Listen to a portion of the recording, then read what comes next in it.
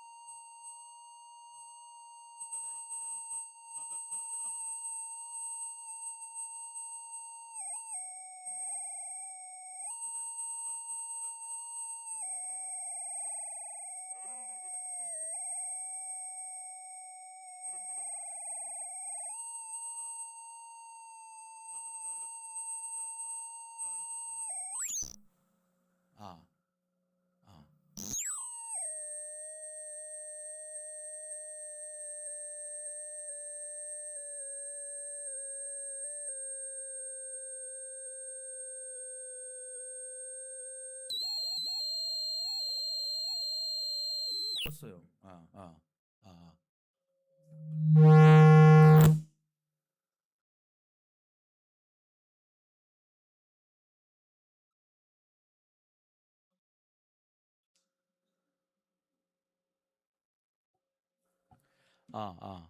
네.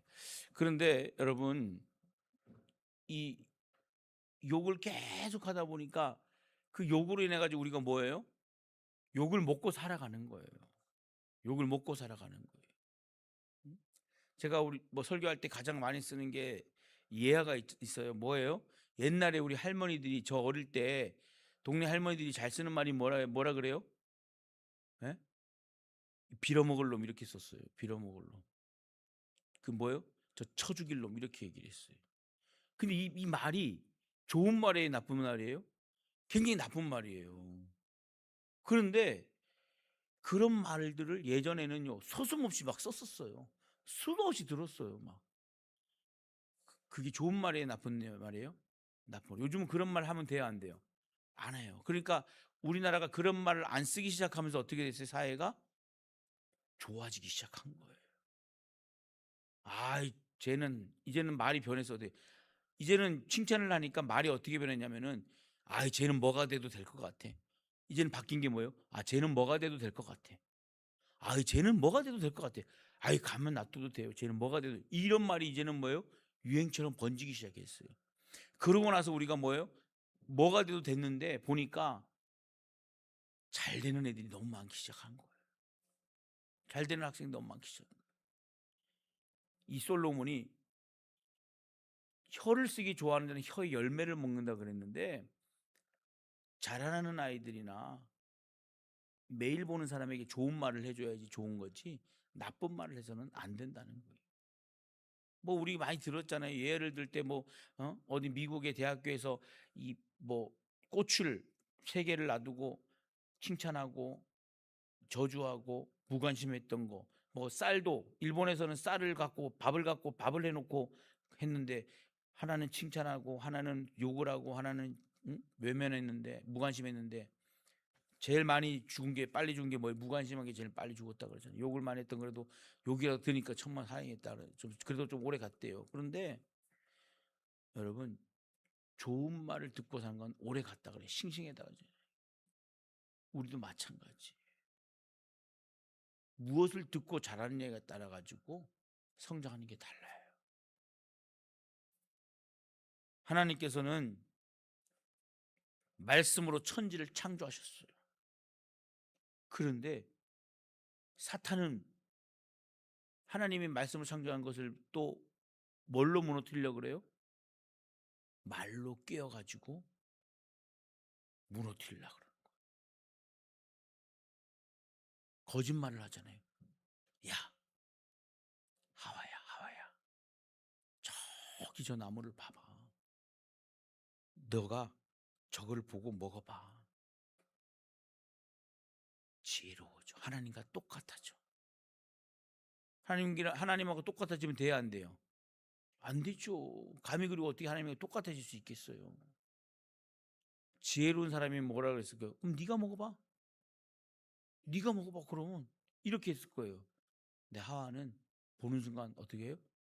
지혜롭게 할 만큼 탐스럽다 그랬어요. 오늘 우리는, 하나님은 말씀으로 천지를 창조하셨는데 사탄은요, 말로, 거짓말로 사람을 무너뜨리고 환경을 파괴시키려는 거예요. 성도의 입술은 생명을 살리는 통로가 되어야 될 줄 믿습니다. 혀는 인간의 힘만으로는 다스릴 수가 없어요. 야고보는 계속해서 혀의 본질을 이렇게 설명하죠. 야고보서 3장 8절에 혀는 능히 길들일 사람이 없나니 쉬지 아니하는 악이요 죽이는 독이 가득한 것이라 그랬어요.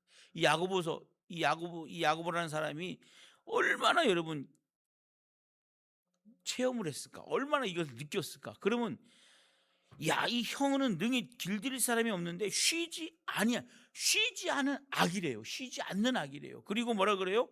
죽이는 독이 가득하대요. 혀가. 이게 충격적인 말이잖아요. 인간의 연약함을 보여주고 인간의 연약한 가운데 쉬지 않고 계속적으로 악을 이야기하고 악을 행하고 죽이는 독이 가득한 입이라는 거예요.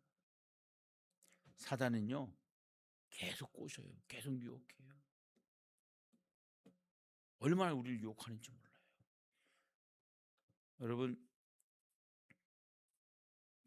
제가 웃긴 얘기 하나 해드릴게요. 질문 한번 할게요. 여러분, 돈이 많이 생기면은 믿음이 좋을 때는 뭘 한다 하냐면은 11조 해야지, 감사헌금 해야지 이렇게 생각을 해요. 구제도 해야지 이렇게 생각을 해요. 근데 돈이 생기면 어떻게 할까요? 제일 먼저 뭘 할까요? 도망가요. 뺏길까 봐. 왜? 사람이 큰 돈이 만지면 두렵기 시작하대요. 그리고 뺏길까 봐 도망간대요. 그게 통계로 나왔어요. 통계로. 복권에 당첨된 사람들이 그 자리에 사는 것이 아니라 복권에 당첨되면요 아무도 모르게 진행을 하든가 아니면 소문나면 어떻게 된대요? 제일 먼저 도망간대요. 왜냐면 뺏길까 봐. 그리고 그 소문이 나면요 별난 데서 다 찾아온대요. 도와달라고 얼마나 찾아오는지 몰라요. 어떻게 정보를 알고 무슨 협회 무슨 협회 무슨 협회 무슨 협회에서 다 찾아온다는 거예요. 우리가 생각보다 약해요. 사람이 갈등이 약해. 마음이 약해요. 갈등이 심해요. 그러니까 뭐 처음에 믿음이 좋아가지고 막 그럴 때는 뭘 할 것 같아. 근데 그런 마음이 다 없어지는 거예요. 믿음도 들음에서 난다 그랬지만 믿음도 뭐 들음에서 나는 게 뭐예요? 바꿔서 얘기하면은 거짓도 들으면서 나는 거고 교만도 들으면서 나는 거고 악함도 들으면서 나는 거예요. 쉬지 않는다는 거예요. 쉬지 아니하는 악이요 죽이는 독이라잖아요. 좋은 말만 할 때는 기분이 좋을 때는 좋은 말만 해요. 기분이 상할 때는 어때요? 상처 주는 말만 계속 하는 거예요. 상처 주는 말만 하는 거예요. 입술의 문제는 결국 마음의 문제로 그대로 전달되는 것이죠.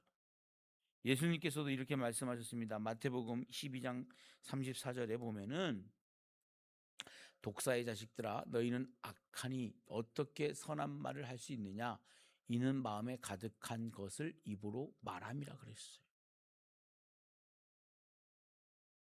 예수님께서 왜 이렇게 말씀하셨을까요? 내 속에 은혜가 가득하면 은혜 말이 나오지만 분노가 가득 차면 분노의 말이만 나오는 거예요. 마음의 변화가 말의 변화가 되는 거예요. 마음을 먼저 다스릴 수 있는 삶이 돼야 될 줄 믿습니다. 근데 그것을 누가 할 수 있어요? 나는 못해요. 성령 하나님께서 해주시는 거예요. 베드로는 한때 예수님을 저주하며 부인했던 사람이에요. 그러나 성령 충만함 받으니까 그제서야 복음을 담대히 선포하는 사람으로 변화가 되었어요. 사랑하는 성도 여러분, 우리도 성령의 다스림을 받아서 은혜 받은 사람의 입술로 달라져야 될 줄 믿습니다. 하나님을 찬양하는 입술로 사람도 살려야 될 줄 믿습니다.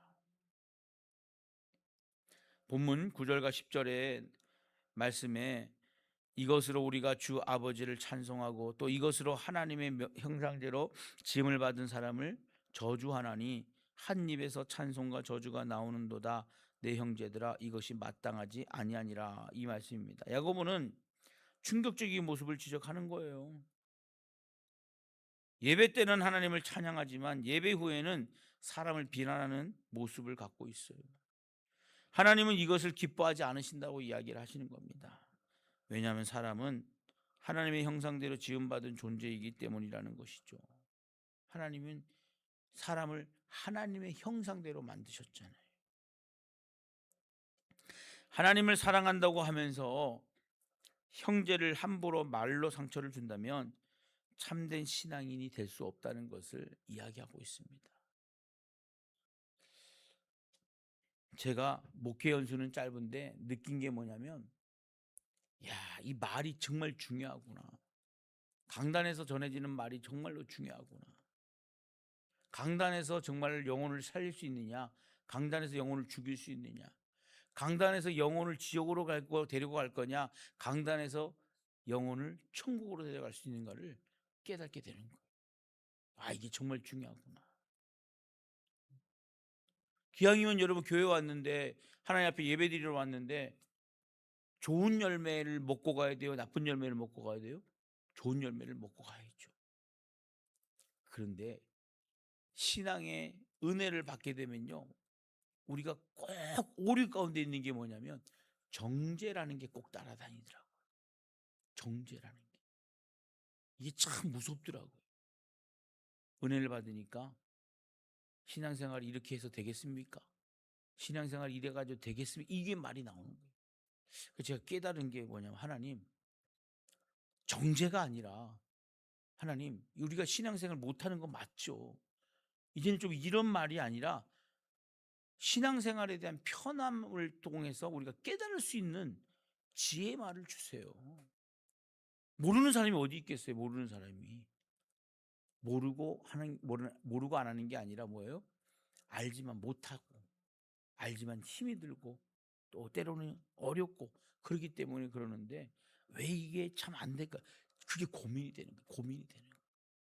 하나님, 어떻게 하면 좋을까요?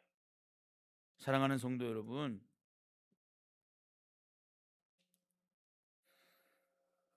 형제를 함부로 말로 상처를 준다면 참된 신앙인이 될 수 없다고 이야기했던 것을 통해서 우리는 하나님의 말씀을 다시 되짚어 봐야 될 줄 믿습니다. 에베소서 4장 29절의 말씀을 보니까, 무릇 더러운 말은 너희 입 밖에도 내지 말고 오직 덕을 세우는데 소용되는 대로 선한 말을 하여 듣는 자들에게 은혜를 끼치게 하라. 이게 정답인데 참 안 되더라고. 갈등이 항상 생겨요. 아유, 하나님, 내가 그래도 목회자인데 이거 그냥 넘어가면 안 되잖아요. 이런 생각이 들 때가 있을까요, 없을까요? 있어요. 하나님, 내가 목회자인데 이건 선포해야 되는 거 아니에요? 이렇게 생각할 때가 있어요. 근데 오늘 본문에 보니까, 무릇 더러운 말은 너희 입 밖에도 내지 말고 오직 덕을 세우는데 소용되는 대로 선한 말을 하여라. 선한 말을 하여 듣는 자들에게 뭘 하라 그래요? 은혜를 끼치게 하래요.